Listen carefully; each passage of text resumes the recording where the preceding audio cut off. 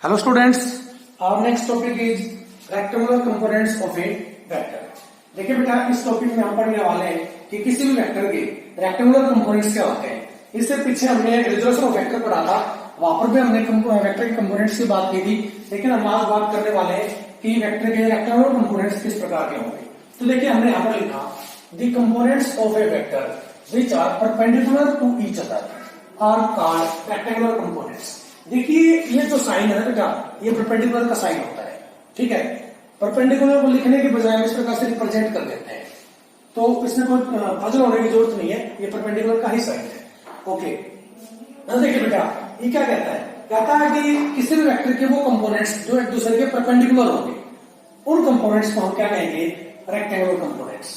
ठीक है, इसको इस प्रकार से समझ सकते हो, 3 कोऑर्डिनेट ज्योमेट्री से भी आप इसको समझा जा सकता है। मान लीजिए ये एक्स एक्सिस, वाई एक्सिस और जेड एक्सिस है, यानी कि 3 कोऑर्डिनेट सिस्टम है। तो देखिए, एक्स एक्सिस यहाँ पर वाई एक्सिस के परपेंडिकुलर है और जेड इन दोनों के परपेंडिकुलर है। यानी देखो, एक्स वाई के परपेंडिकुलर है, जेड के परपेंडिकुलर है। इसी प्रकार वाई एक्स के भी परपेंडिकुलर होगी, जेड के भी होगी। ठीक है, और इसी प्रकार जेड एक्स के परपेंडिकुलर होगी और वाई के भी। यानी कि जो 3 की 3 एक्सिस है, ये एक दूसरे के परपेंडिकुलर होते हैं। ठीक है, तो किसी भी वेक्टर के वो कंपोनेंट्स जो एक दूसरे के परपेंडिकुलर है, उन कंपोनेंट्स को हम क्या कहेंगे? Rectangular components. जहां पर भी बात रेक्टेंगुलर कंपोनेंट्स की आ जाए, तो रेक्टेंगुलर वर्ड से समझ जाना कि कंपोनेंट्स कैसे एक दूसरे के परपेंडिकुलर। ओके, आगे देखिए, हमने लिखा यहां पर rectangular components in a plane. कहता है कि प्लेन के अंदर रेक्टेंगुलर कंपोनेंट्स किसी वेक्टर के कितने हो सकते हैं, या सिंपली हम इसको 2 डायमेंशन भी कह सकते हैं। देखिए, 2 डायमेंशन इनको क्यों कहा? आपको पता है कि किसी प्लेन के अंदर 2 ही एक्सिस एग्जिस्ट कर सकती हैं। जैसे आपका नोटबुक का पेज है, या बुक का पेज है, या ये बोर्ड आपको जो नजर आ रहा है, व्हाइट बोर्ड है यहाँ पर। ठीक है, ये प्लेन की बात ही काम कर रहा है। अब इसके देखिए 2 चीजें हैं, इसकी लेंथ और ब्रेड्थ। ठीक है, लंबाई और चौड़ाई, हाइट नहीं है ना इसकी। तो ऑब्वियस सी बात है, ये अगर लेंथ है, ये ब्रेड्थ है, तो ये 2 ही एक्सिस है। तो ऐसी कोई प्लेन जिसके अंदर 2 ही एक्सिस एग्जिस्ट करती हो, उस प्लेन उसको हम क्या कहेंगे? प्लेन। ऐसा कोई भी सरफेस जिसके अंदर 2 एक्सिस यानी कि लेंथ और ब्रेड्थ 2 ही एग्जिस्ट करें, उस सरफेस को हम क्या कहेंगे? प्लेन। तो अब अगर मैं आपके नोटबुक की बात करते हैं, तो नोटबुक के अंदर भी लेंथ और ब्रेड्थ होती है। ठीक है, 3rd एक्सिस यानी कि हाइट। सिंपली अगर आप एक्स एक्सिस और वाई एक्सिस से इसको रिप्रेजेंट करना चाहो, तो ऐसे कह सकते हो कि ये मान लीजिए एक्स एक्सिस, ये वाई एक्सिस और ये जेड एक्सिस। तो अगर इस बॉडी की मैं बात करता हूं, तो इधर तरफ एक्स और वाई एग्जिस्ट करेंगी। मान लीजिए एक्स किसको रिप्रेजेंट कर रहा है? लेंथ को, और वाई किसको रिप्रेजेंट कर रही है? ब्रेड्थ को। ठीक है, अगर थर्ड एक्सिस आप दिखाना चाहोगे, तो ये जो जेड एक्सिस है ना, ये इसको मैंने सिर्फ रिप्रेजेंट ऐसे किया है। अदरवाइज एक्चुअल में होता क्या है, ये ऐसे नहीं होती है बेटा, जैसे कि आपको बोर्ड पे दिख रहा है। ये बल्कि क्या होती है, इन दोनों एक्सिस के परपेंडिकुलर होती है, एक्स से भी परपेंडिकुलर और वाई से भी। ठीक है, कुल मिलाकर कहने का मतलब क्या है? एक्स, वाई और जेड तीनों एक दूसरे के परपेंडिकुलर होती हैं। देखिए, इधर से एक्स जेड के परपेंडिकुलर है और वाई का भी। इसी प्रकार वाई एक्स का भी है, जेड का भी, और इसी प्रकार जेड एक्स का भी है और वाई का भी, तीनों का परपेंडिकुलर है। ठीक है, तो थर्ड को रिप्रेजेंट पेपर पे या बोर्ड पे नहीं कर सकते। ठीक है, इसलिए हम उसको इस प्रकार से दिखा देते हैं। ठीक है, ये चीज आप आई थिंक पहले भी पढ़ चुके होंगे 10th क्लास के अंदर, मैथमेटिक्स में आपने पढ़ा हुआ है। चलिए, तो आप बात करेंगे कि किसी प्लेन में किसी वेक्टर के रेक्टेंगुलर कंपोनेंट्स क्या होंगे। तो हमने यहां पर लिखा the components of vector lying in a plane and perpendicular to each other are called rectangular components in a plane. कहता है कि किसी वेक्टर के वो कंपोनेंट्स जो किसी प्लेन में भी एग्जिस्ट करते हो और एक दूसरे के परपेंडिकुलर भी हो। ठीक है, तो उनको हम क्या कहेंगे? Rectangular components in a plane. फिर से एक बार रिपीट करना, देखिए, कहता है किसी वेक्टर के वो कंपोनेंट्स जो प्लेन में भी एग्जिस्ट करते हो और एक दूसरे के परपेंडिकुलर भी हो। ठीक है, उनको हम क्या कहेंगे? Rectangular components in a plane. A vector can have only 2 rectangular components in a plane. ठीक है, यहां पर भी वही बात आ गई। हमने क्या होता था, प्लेन के अंदर 2 ही एक्सिस एग्जिस्ट कर सकती हैं। तो उसी प्रकार अगर रेक्टेंगुलर कंपोनेंट्स की बात करते हैं, तो प्लेन के अंदर 2 रेक्टेंगुलर कंपोनेंट्स ही एग्जिस्ट कर सकते हैं। ठीक है, यानी कि प्लेन के अंदर 2 रेक्टेंगुलर कंपोनेंट्स ही होते हैं किसी वेक्टर के। ठीक है, एक एक्स एक्सिस के लोग, एक वाई एक्सिस के लोग कह सकते हैं। देखिए, इसको हम आगे डायग्रामेटिकली इसको समझाएंगे। हमने लिखा है यहां पर, let us consider vector R in X Y plane and making angle theta with X axis. कहता है कि मान लीजिए कोई वेक्टर है, आपको कोई वेक्टर गिवन है, वेक्टर आर, ठीक है, वो किसी प्लेन में एग्जिस्ट करता है और कहता है कि वो एक्स एक्सिस के साथ कितना एंगल बनाता है, थीटा। ठीक है, तो आगे देखिए, मैं इसको ऐसा रख कर रहा हूं बेटा, इस नोट कर लें।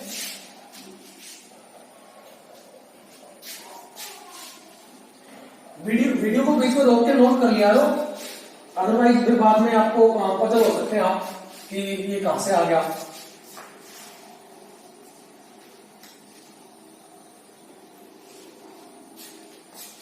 ओके बेटा, अब देखिए, मान लीजिए ये क्या आपकी एक्स एक्सिस और ये आपकी वाई एक्सिस, ये एक्स एक्सिस, ये वाई एक्सिस। इस एक्सिस के अंदर यानी कि टू कोऑर्डिनेट सिस्टम कह सकते हो, इस टू कोऑर्डिनेट सिस्टम के अंदर हमने क्या कंसीडर कर लिया, एक कोई वेक्टर कंसीडर कर लिया, क्या, वेक्टर आर। ठीक है, इस वेक्टर आर को हमने ओपी से रिप्रेजेंट कर दिया। किससे रिप्रेजेंट कर दिया, ओपी से। तो देखो हमने लिखा इधर, let us represent vector R by vector OP. ठीक है, यहाँ पर हमने वेक्टर आर को वेक्टर ओपी से रिप्रेजेंट किया है। ठीक है, तो देखिए हमने क्या कहा था बेटा, ये जो वेक्टर आर है ना, ये एक्स एक्सिस के साथ कितना एंगल बनाता है, थीटा। ठीक है, ये हमने कंसीडर कर लिया। ओके, अब क्या करेंगे हम, इस P पॉइंट से हम क्या करेंगे, एक्स एक्सिस के ऊपर और वाई एक्सिस के ऊपर एक परपेंडिकुलर ड्रा कर देंगे। ठीक है, तो इधर आगे मैं लिख रहा हूं इसको,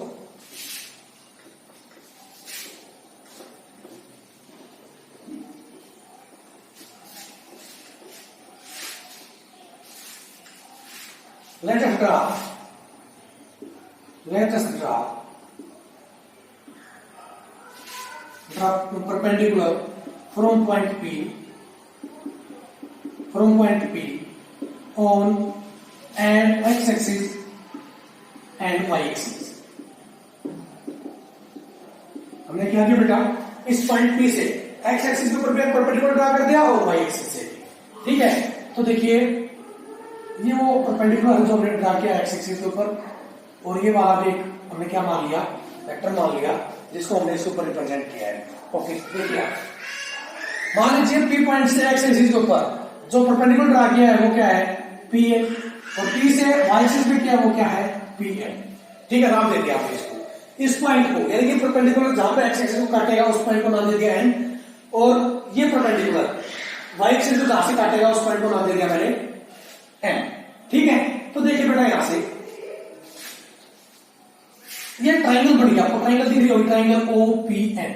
ठीक है, नाउ सबसे पहले देखिए, यहां पर देखिए आप vector Pn is equal to में वेक्टर ON। ठीक है, यहां पर जो आपको दिख रहा होगा ये वाला वेक्टर इस वेक्टर के बिल्कुल पैरेलल है, तो हमने क्या लिख दिया, vector Pn is equal to में वेक्टर ON। ठीक है, कोई डाउट? इसी प्रकार vector ON is equal to में वेक्टर MP।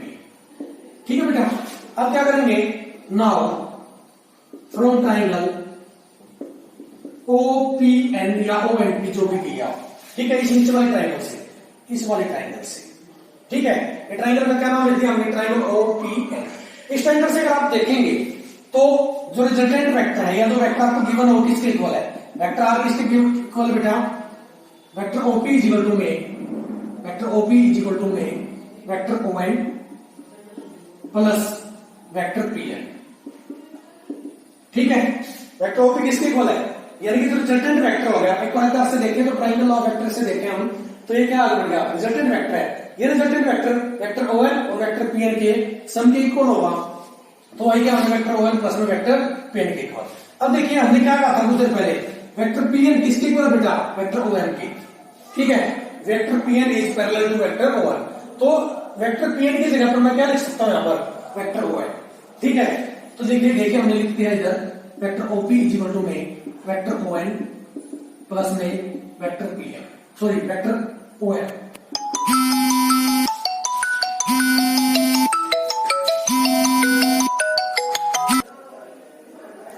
तो अब देखिए बेटा यहां से आपको दिख रहा होगा कि वेक्टर ON और वेक्टर ON, ये वाला वेक्टर वेक्टर ON और वेक्टर ON एक दूसरे के परपेंडिकुलर है। ठीक है, तो इसका मतलब क्या हुआ, वेक्टर ON और वेक्टर ON इस वेक्टर R के या वेक्टर OP के क्या हुए, रेक्टेंगुलर कंपोनेंट्स। ठीक है, तो इधर लिख सकते हैं therefore vector ON and vector O N are perpendicular to each other, are perpendicular to each other, therefore these are the rectangular components of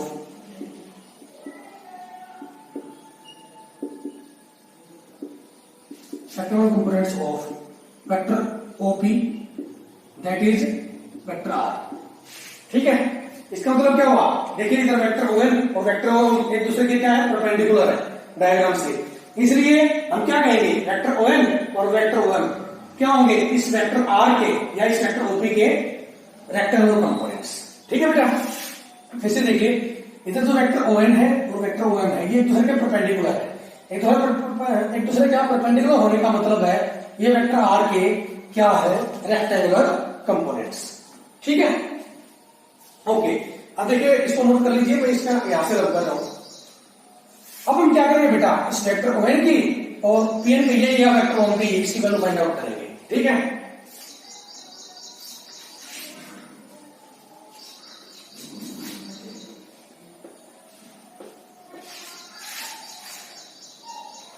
now from triangle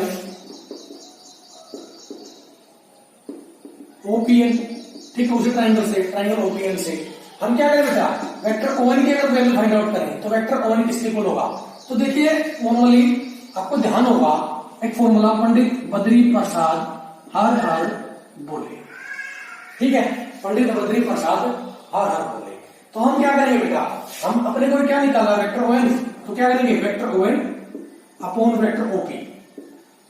ठीक है, वेक्टर ON क्या है इधर बेस और OP क्या है hypotenuse, तो देखिए बेस अपॉन हाइपोटेन्यूज किसके इक्वल होगा, cos थीटा के, तो इधर क्या लिख दूंगा मैं, cos ऑफ थीटा।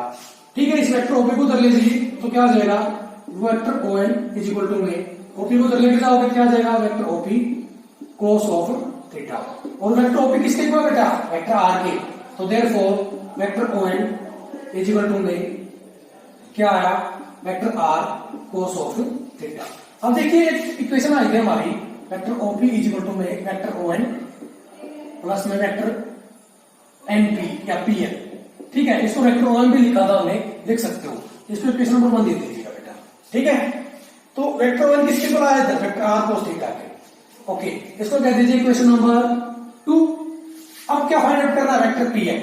ठीक है, तो क्या हो जाएगा बेटा, now vector PN upon vector OP, P vector PN क्या है, परपेंडिकुलर, और OP क्या है इधर हाइपोटेन्यूज, परपेंडिकुलर अपॉन हाइपोटेन्यूज क्या होता है, साइन थीटा।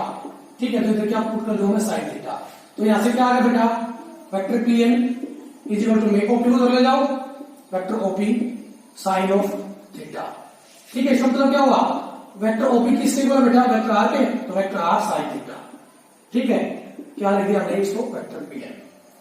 ओके, इसको क्या दीजिए इक्वेशन नंबर 3। ठीक है, अब क्या करेंगे हम, एक्स एक्सिस के लॉन्ग और वाई एक्सिस के लॉन्ग हम क्या करेंगे, यूनिट वेक्टर डिफाइन करेंगे। ठीक है, तो मान लीजिए एक्स एक्सिस के अलोंग, एक्स एक्सिस के अलोंग जो यूनिट वेक्टर है, ठीक है, वो क्या मान लिया हमने, आई कैप, और वाई एक्सिस के अलोंग जो यूनिट वेक्टर मान लिया क्या, जे कैप। एक्स एक्सिस के अलोंग आई कैप और वाई एक्सिस के अलोंग जे कैप। ठीक है, तो इधर लिख दीजिए let I cap and J cap are the unit vectors along x and y axis respectively। ठीक है बेटा, x और y axis respectively हमने क्या मान लिया, i कैप और j कैप यूनिट वेक्टर मान लिए, तो इस वेक्टर का वेक्टर ON का मैग्नीट्यूड किसके इक्वल होगा।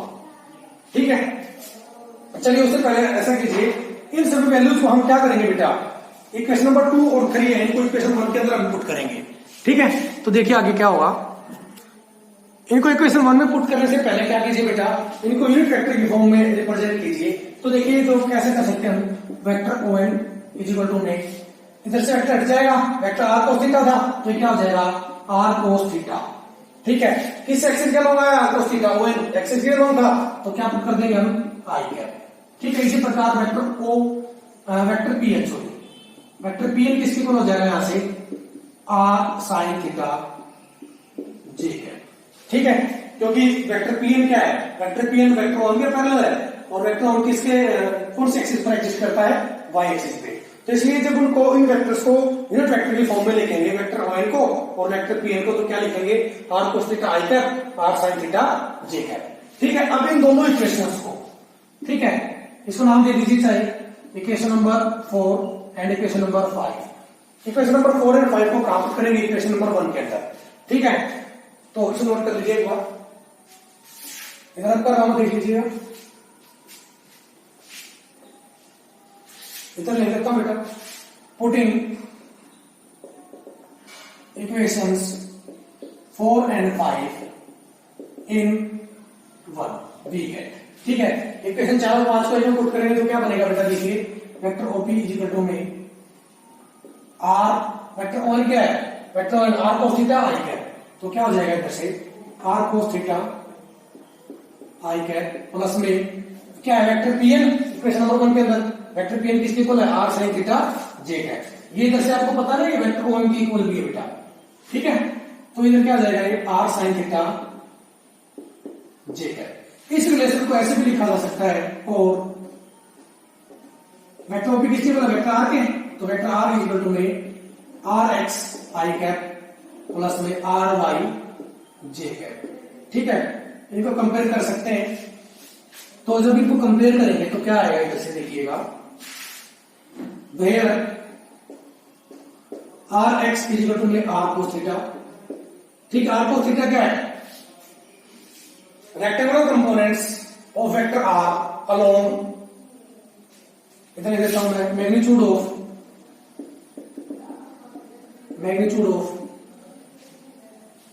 component vector, magnitude of component of vector r along x axis, ठीक है बेटा। इसी प्रकार आर वाई किसके इक्वल इधर से R sine theta is equal to में magnitude of component of vector are along Y axis, ठीक है। जो आर साइन थीटा ये क्या है, वाई एक्सिस के अलोंग जो कंपोनेंट वेक्टर होगा वेक्टर आर का, उसका मैग्नीट्यूड है इधर आर साइन थीटा, और आर कोस थीटा किसके इक्वल है, एक्स एक्सिस के अलोंग वेक्टर आर का जो कंपोनेंट वेक्टर होगा उसका मैग्नीट्यूड है, ठीक है बेटा। तो ये क्या थे, rectangular components of vector are along x axis and Y axis या इन ए प्लेन। देखिए अब हम आगे जाएंगे, कई बार इनका हम यूज करेंगे, तो देखो इसको वैसे तो हमने डिराइव किया है, लेकिन इसको याद रखने की ट्रिक बता देता हूं मैं यहाँ पर। वो ट्रिक क्या है, जिस एंगल के सॉरी जिस आर्म के साथ एंगल लिया गया है, ठीक है, जिस लाइन के साथ एंगल कंसीडर किया गया है, इधर कौन से एक्सिस के साथ कंसीडर किया गया है, थीटा के साथ, सॉरी एक्स एक्सिस के साथ, ठीक है। इधर हमने एक्स एक्सिस के साथ एंगल को कंसीडर किया है, तो एक्स एक्सिस के हम क्या लेंगे, कोस थीटा, ठीक है। और जो दूसरी लाइन होगी या परपेंडिकुलर लाइन जो होगी इसके, वो क्या होगी, किसके क्या होगी, साइन थीटा, उसके लोग क्या लेंगे, साइन थीटा। फिर से सुनिए एक बार, जिस लाइन के साथ एंगल लिया गया है, ठीक है, जिस लाइन के साथ एंगल लिया गया है वहां ले लेंगे, कंसीडर करेंगे कोस थीटा, और दूसरे को क्या कंसीडर कर लेंगे, साइन थीटा। ये एक शॉर्टकट ट्रिक है आपको याद रखने की, कि ठीक इसके अगर आपको रिजल्टेंट वेक्टर लिखने हैं तो आप क्या करेंगे, इसके साथ इसका मैग्नीट्यूड ले लेंगे वेक्टर आर का, वेक्टर आर का मैग्नीट्यूड क्या लेंगे, आर, और जिसके साथ एंगल लिया है इसको क्या लिख देंगे, आर कोस थीटा, ठीक है, और दूसरे को इसी प्रकार आर साइन थीटा। ये इसके क्या आगे, रेक्टेंगुलर कंपोनेंट्स ऑफ वेक्टर, ठीक है, in X axis and Y axis. Okay बेटा, तो आई थिंक इसमें कोई डाउट नहीं रहना चाहिए, बड़ा इजी सा टॉपिक था, अगर कोई डाउट रहता है तो पूछ सकते हैं। Thank you.